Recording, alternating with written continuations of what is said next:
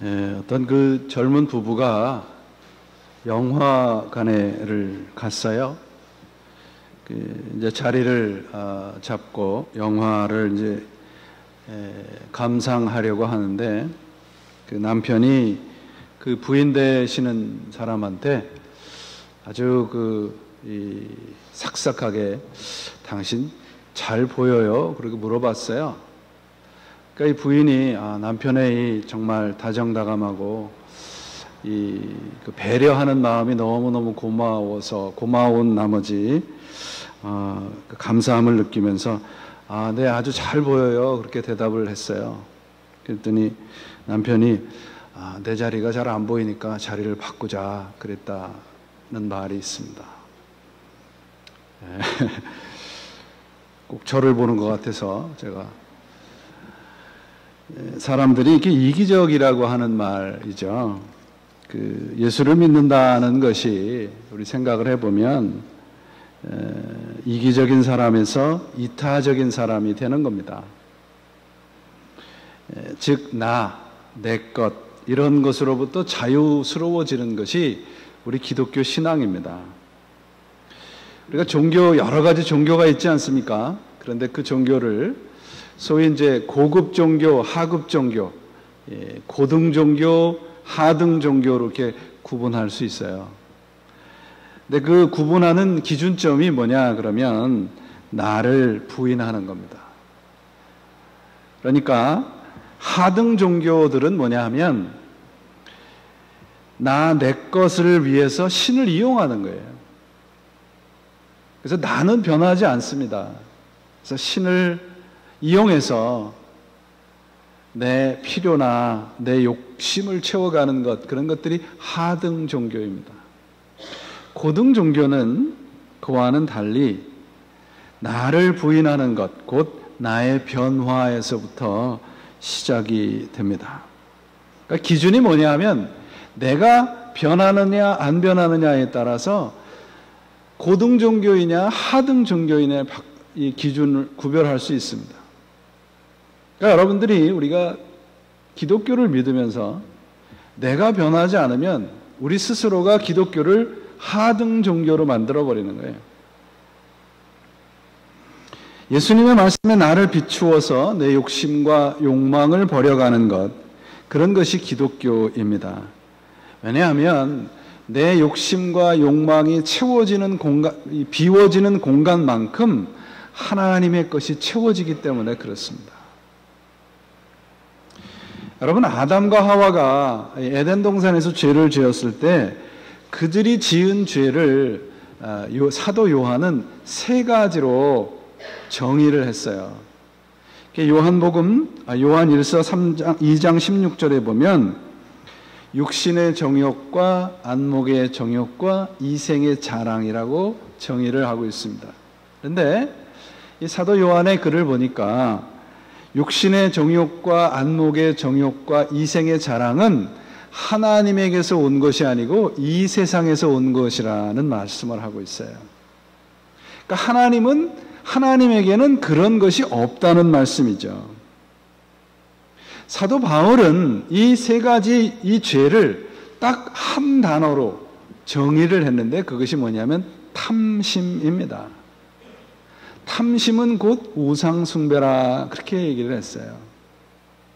오늘날 교회에서 인기가 있는 성공과 풍요의 신학을 따지고 보면 성경에서 죄라고 얘기한 이 육신의 정욕과 안목의 정욕과 이생의 자랑을 축복이라고 얘기를 하고 있는 거예요. 육신의 정욕이 무엇입니까? 내 육신의 안락함과 풍요로움을 추구하는 것이죠. 안목의 정욕은 무엇이에요? 풍요로움을 지향하려고 하는 욕심입니다. 이생의 자랑은 무엇입니까? 출세, 권세, 명예, 이런 겁니다.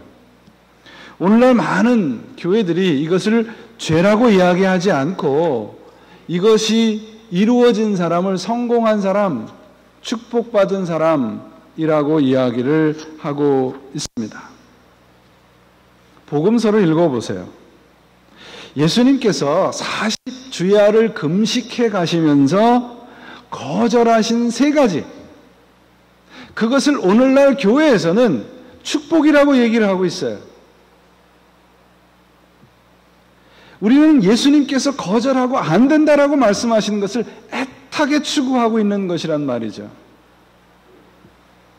이런 성공과 풍요의 신앙을 증명하기 위해서 복음에다가 조미료 같은 것을 섞어버렸어요. 유행하는 세상적인 그런 그 유행 사조들에다가 복음을 섞어버렸습니다.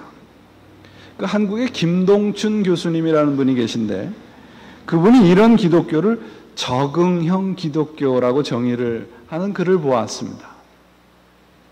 그러니까 이분이 예를 들은 게 이런 겁니다.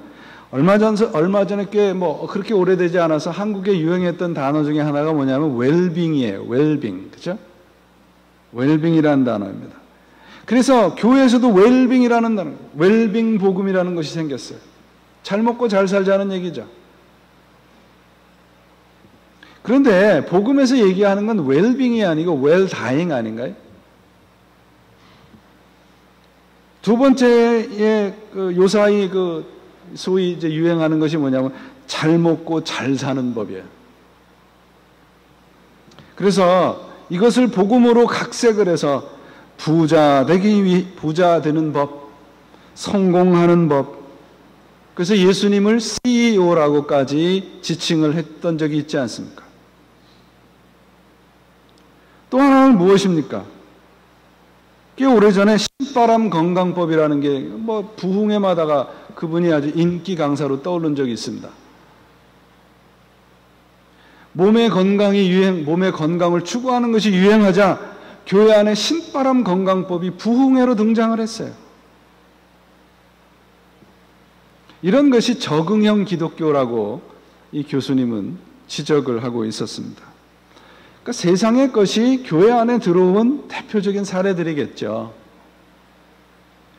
이런 것들을 우리가 다 부인하고 그런 것들을 우리가 다 이용하지 말자는 얘기가 아니라 그런 것들을 이용할 수는 있지만 본질, 이 코어가 훼손이 돼서는 안 되지 않겠습니까? 기독교 신앙은 예수님의 말씀을 믿고 그분의 삶을 따라가는 것이지요. 그분 말씀에, 예수님의 말씀의 핵심은 나를 부인하고 내 십자가를 지고 예수님을 따라가는 것입니다.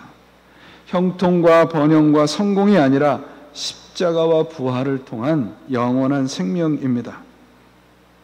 오늘날 교회 안의 이단은 바로 이 번영과 형통의 신학입니다. 나를 치장하고 하나님도 성령도 예수님도 나를 위해서 존재해야 된다고 생각을 해요. 그러나 여러분, 나를 버리지 않는 곳에는, 그런 신앙에는 결코 하나님이 들어올 자리가 없습니다. 기독교 신앙은 예수 그리스도의 말씀을 알고 믿고 그분의 말씀을 따라가는 거죠. 형통과 번영과 성공이 아니라 십자가와 부활입니다. 영원한 생명입니다. 무엇이 이렇게 우리들을 혼동스럽게 했는가 생각을 좀 해봐야 되겠지 않겠습니까? 이런 오화가 있어요. 어느 날 사탄이 어떤 사람한테 찾아왔어요. 찾아와서 10개의 이 꿀물이 들어있는 병을 가지고 한 사람한테 찾아왔습니다. 그리고 흥정을 하기 시작했어요. 이 10개의 병 중에서 다 꿀물이 들어있는데 하나만 독이 들어있다. 그러니까 이 10개 중에서 9개는 꿀물이 들어있으니까 한 개씩 먹을 때마다 내가 엄청난 돈을 너에게 주겠다. 이 사람이 처음에는 겁이 나서 거절을 했어요. 그래서 죽기 아니면 까무러치기다 그러고서는 사단하고 흥정을 해서 처음에 그 꿀물이 들어있는 병을 딱 마셨습니다. 어떻게 됐을까요? 죽었을까요? 살았을까요? 다행히 독이 안 들어있는 그 병의 물을 마신 겁니다.